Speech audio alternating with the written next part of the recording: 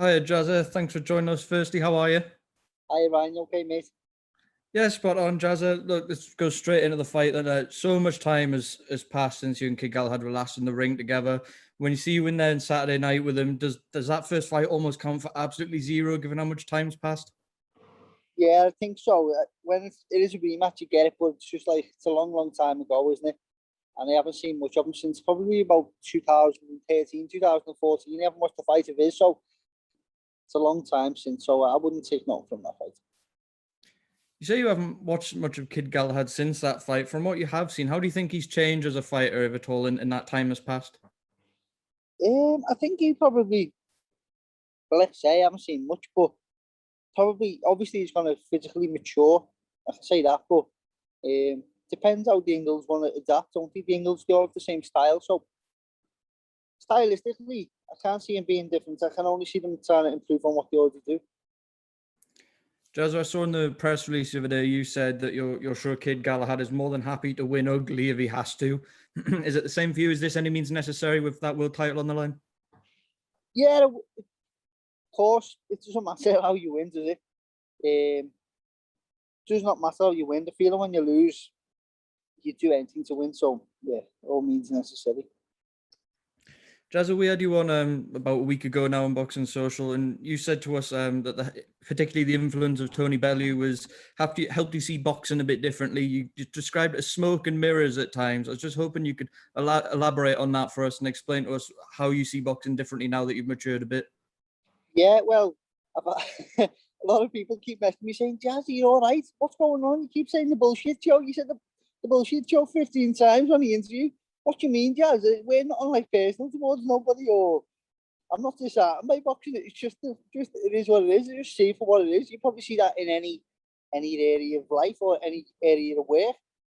The only thing that's important in life, which I'm finding now, is that is behind the door when you go home. Do you know what I mean? You don't even have to go to the door to be happy, but we do. We get lost on a course, don't we, to fulfill our own selfish desires, and that's what I say. It is the bullshit show.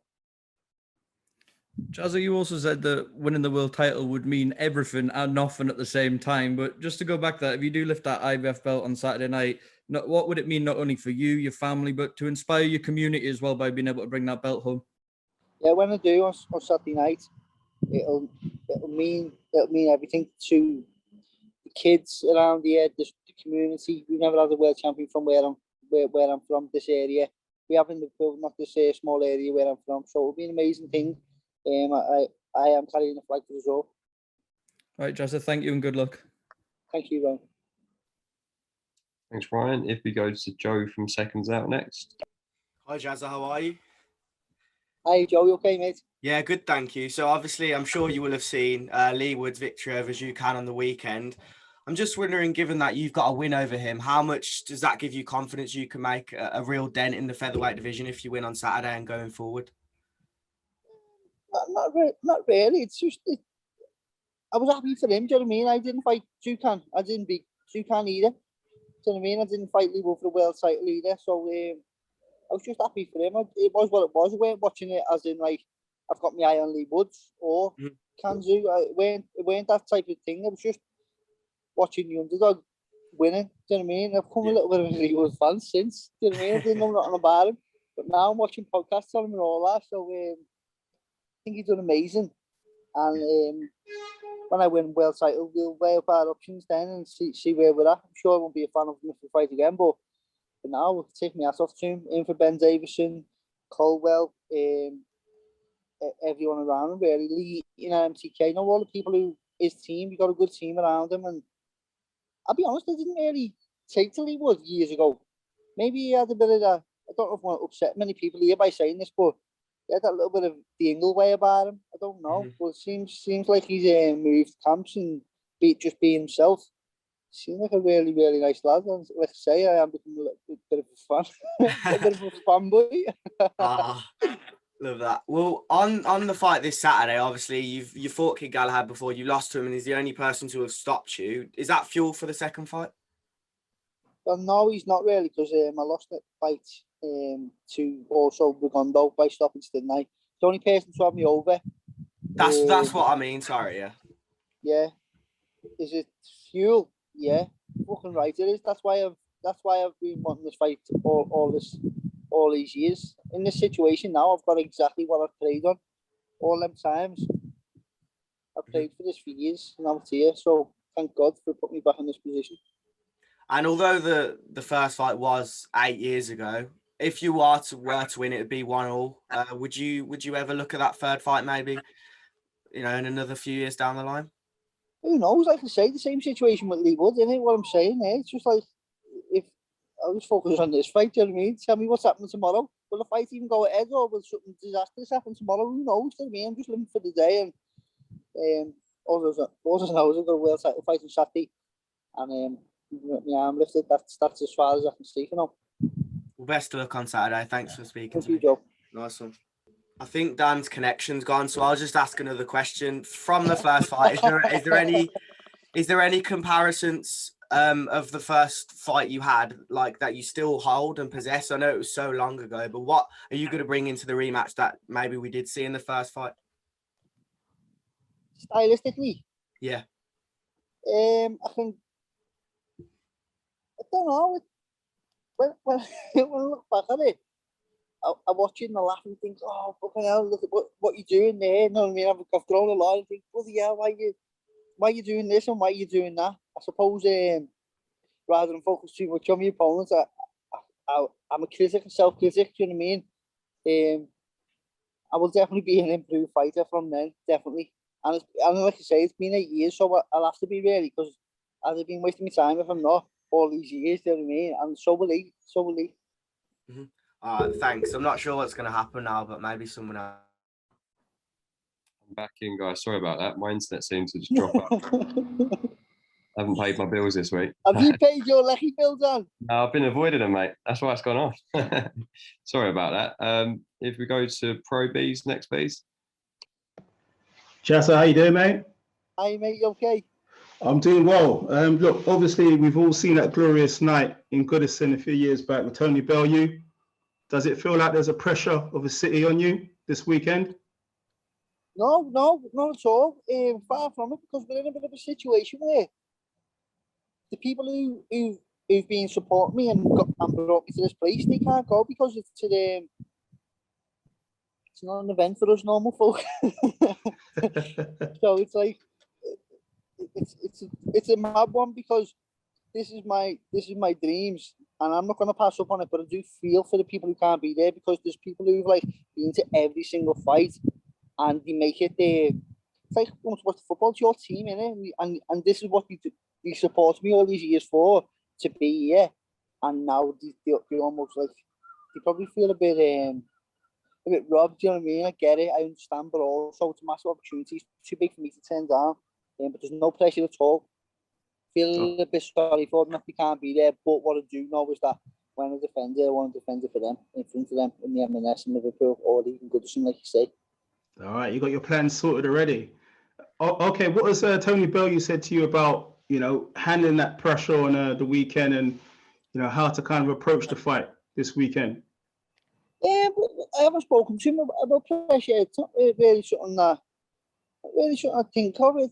It's something that you ask for, isn't it? You want that pressure. It's something that you can't complain when you get it. If it comes, I don't know. I don't see it as pressure. I just see it as part of the job. Do you know what I mean? You don't like get a bricklayer going to work. Yeah. Like just the cement just won't mix. You just won't mix the cement, honey. That's just the way it is. So, all right, yeah. no, I don't really think too much about it. I probably won't. Do you know what I mean?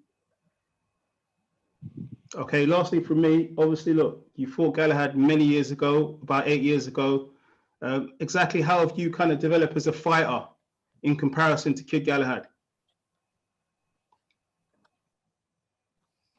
In comparison to him, I don't know about that. I don't know, because I haven't been watching his journey, but I know myself that it's been a tough road. It's been really tough, and I've had to stay very, very focused. I haven't been handed this situation, do you know what I mean? I haven't been having a silver spoon. I've been doing it the hard way, and I'm happy that I have, because the night that we fought, it was like he got the glory and I got the lessons. So yeah, I'm looking forward to going in there and showing people what I have exactly learned. And I suppose it's a two tests really, innit? Like, can he replicate what he done, or can I show how I've come on and I'm better than him now? Do you know what I mean? So it's a great place for me to be as well, to see where I'm at. 100%. Jazza, all the best for the weekend, mate. Thanks for your time. Thank you. Thank you, sir. Okay, we go to Dona next, please. Hi, Jazz. How's it going? The Conor Ben situation last weekend was pretty frightening. Are you concerned about that in any way?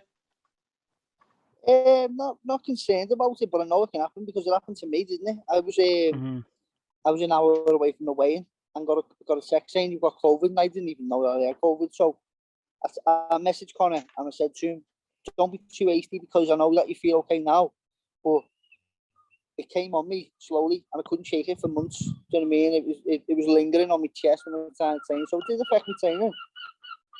Just because we're so fit as athletes, we don't feel it. Like I would say, we don't feel it the same as everybody else. And we're possessed. We're not there. We're not thinking about sickness. We're thinking about fighting. So I said to him, just give yourself a few days before you make a call on that one, because it could come on you, and the last thing you want to be doing is going into a fight feeling fucked with your chest and stuff like that. So yeah, it was a bit of a mad situation. I felt dead sorry for him, but I'm sure it'll be there's no camps wasted, you know. And you, I would imagine, have been, kind of like he was, taking all the proper precautions and making sure that, nobody who could be infected is around you, because obviously this is, like you say, pretty much the biggest fight of your life.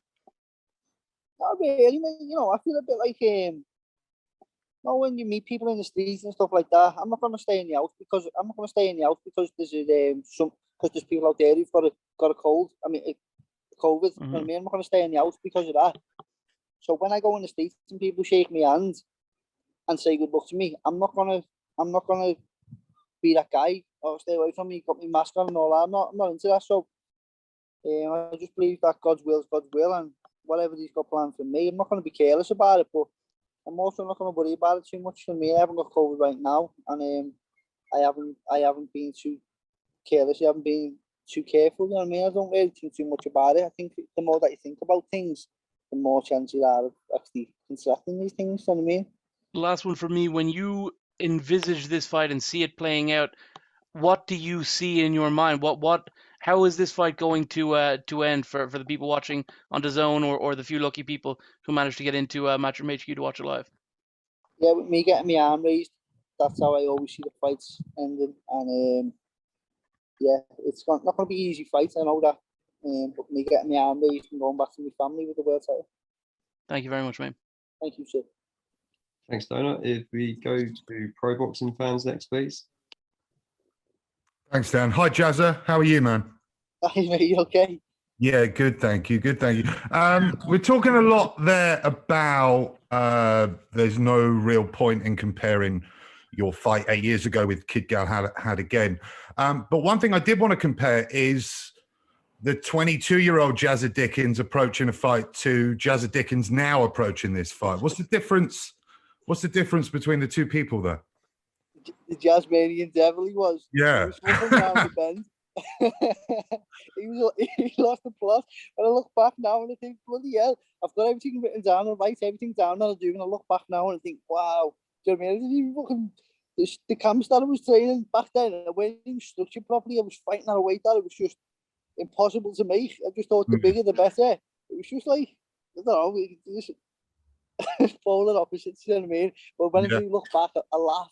And I just think I was so immature, and I really did turn pro too early. Do you know what I mean? But I don't regret it because I've had the best times in my life. The heights I've been to, every time I've been knocked back down, I've come to a bigger height. Do you know what I mean? Hence we're here now, back on top. So yeah, it was fucking crazy. So that's interesting. What is there like a particular point in your career or life that sort of made you the polar opposite of what you were, or is it just naturally growing up? Experience, just experience and life's experience. You know what I mean? I got like when you grow up, I got more of a settled life. I met a woman, I fell in love, settled down, travelled a lot, travelled to America, got good experiences out there. I risked a lot. I met Georgie Vaughan, Jerry Matthews, met good people. MTK, Tony Bellew, all the sponsors who've helped me. I'm just like I'm like a sponge. Do you know what I mean? I was back then. I was in a cave training hard, but that was the way it was. I liked it. Do you know what I mean? I liked it. But I wouldn't have enjoyed today. I wouldn't have enjoyed the media. It was like me and my mission, and everyone fuck off, and so that was just like round the bend. Really, it was super weird. But looking back now, is that I play the game. I understand that me and you both push each other forward, and I'm blessed to be in this position. I've always felt lucky and blessed to be doing what I'm doing, but I'm blessed to be here today talking to you just to be this fight week, and I'm very, very lucky, and I savour it more. Do you know what I mean? And when you've got kids as well, things change. You look at things differently. So maybe just maturity, basically. Okay, mate. Thanks. That's all from me. All the best on Saturday, mate. Okay. Thank you, sir. Thank you.